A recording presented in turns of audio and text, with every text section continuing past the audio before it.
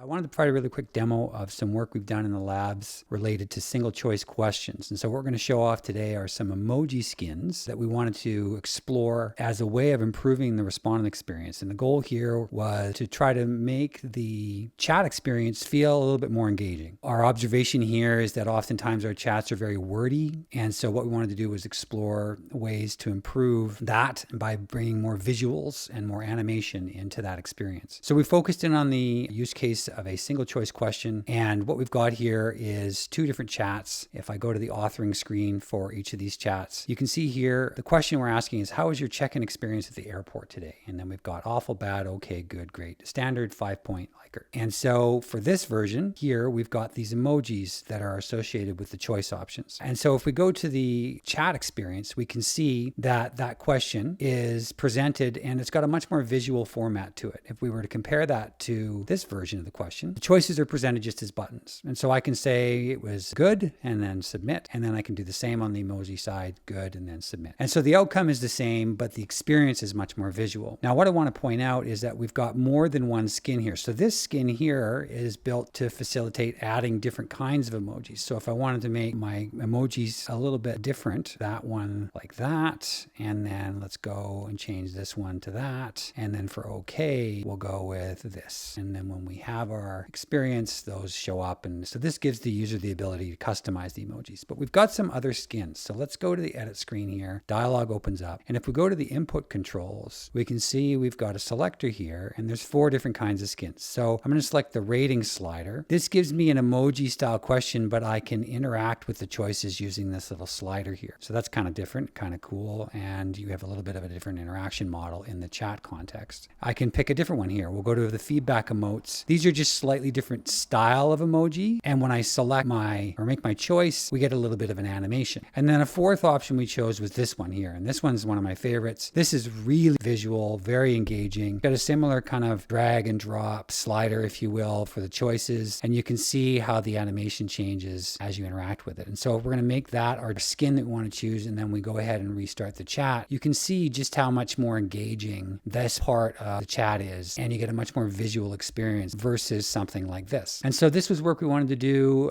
just to see if we could make this skins approach work for a single choice question. We're going to continue to work on this. So stay tuned as we continue to do more work here, and we'll keep you posted with more demos. Thanks for taking the time to watch.